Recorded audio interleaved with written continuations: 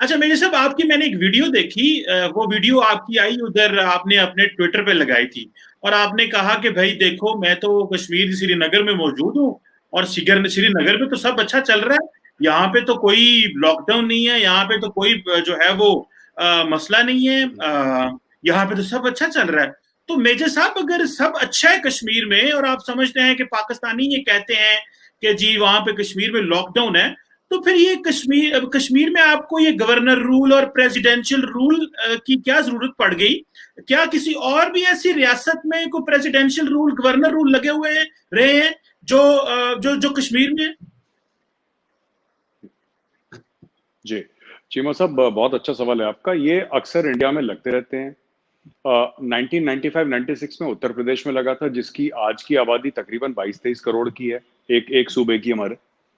और लगता रहता है, पंजाब में लग चुका है। तो जहां जहां पे जरूरत होती है प्रेसिडेंट रूल लगता रहता है, गवर्नर्स रूल लगता रहता है। तो ऐसी बात नहीं है कि सिर्फ कश्मीर में लगा है।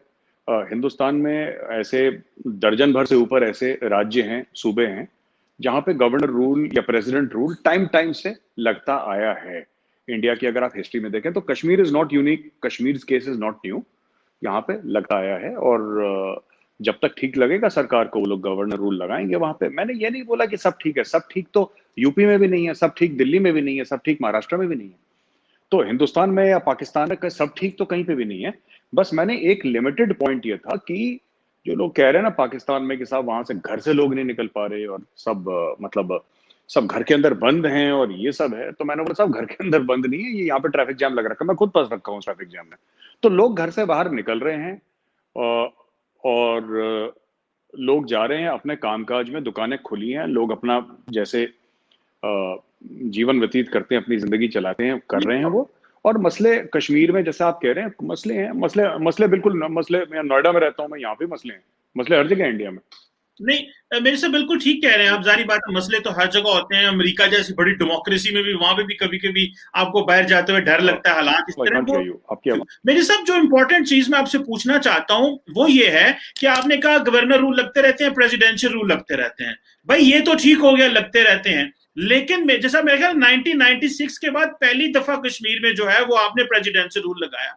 मुझे ये बताएं कि इंडिया का एक आर्टिकल है, article 19A of the constitution, मेरा ख्याल है पाकिस्तान में भी ऐसे ही है, जो फ्रीडम ऑफ एक्सप्रेशन की बात करता है, जो अपनी मर्जी की बात करता है।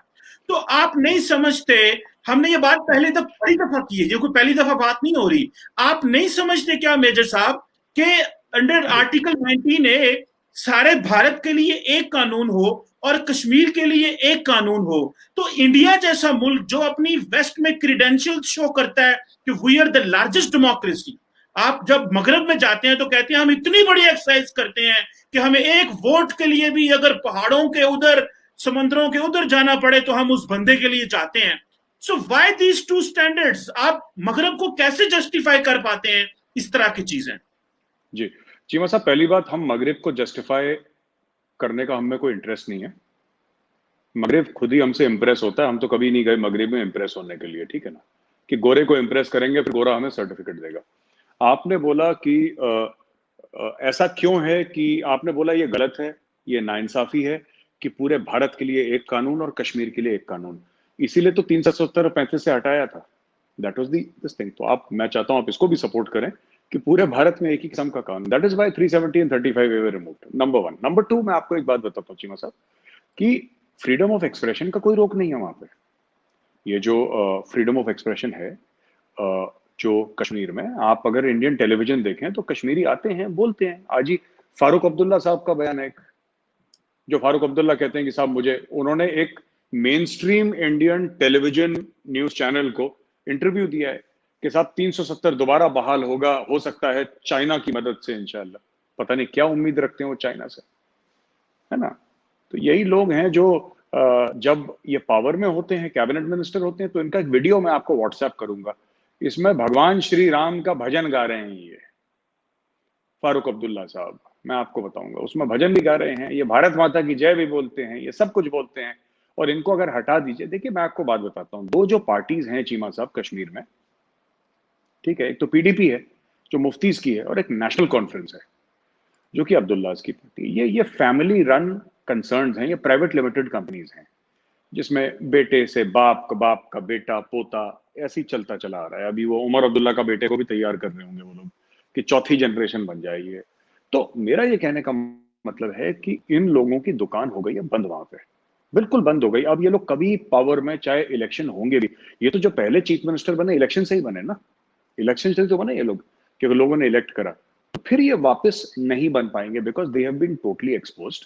और जहां तक इनकी बात है कि साहब ये 370 35 से मैं तो जाता रहता हूँ कश्मीर, और मैं अक्सर ये बात कहता हूँ लोगों से, अब people, the common person is accepted, he has accepted कि वापस नहीं आने वाला। ये चीज एक्सेप्ट कर लो, जितनी जल्दी होता है बंदा फिर आगे बढ़ सकता है। आप तरक्की की बात करो, आप सरकार को खींचो कि साहब मेरी सड़क ठीक क्यों नहीं, मेरा पानी क्यों नहीं ठीक है, मेरी बिजली क्यों नहीं ठीक है, मेरे बच्चे का स्कूल कहाँ है, मेरी हेल्थ कहाँ है, सेहत का आपने क्या इंतजाम करा है। क्योंकि इन लोगों को तो जितने पैसे मिले थे खा गए, तभी तो मेफेयर के बड़े बड़े फ्लैट्स हुए हैं वहां पे। जो भाई आपने लंदन में आपने फ्लैट्स खरीदे हैं, आपके प्लाजाज हैं, आपके मॉल्स हैं, आपकी इन्वेस्टमेंट है, वो पैसा कहां से आया? एक चीफ मिनिस्टर की तनख्वाह कितनी होती है? 2 लाख, 3 लाख, 4 लाख, और कितनी तनख्वाह होती है चीफ मिनिस्टर की? आपको लगता है 3 4 5 लाख में कोई प्लाजा बना सकता है अपना? इनका बिजनेस क्या है? इनका कोई बिजनेस नहीं है। तो इन लोगों ने करा है, now people have totally discredited them. और जहां तक गवर्नर रूल की बात है, प्रेसिडेंट रूल की बात है, ये हट जाएगा। It is now a union territory. ये जो है it is now a union territory, it's not a state. इसकी स्टेटहुड की भी बहाली होगी। Government has already promised that हम इसको दोबारा स्टेट बनाएंगे, नंबर 1।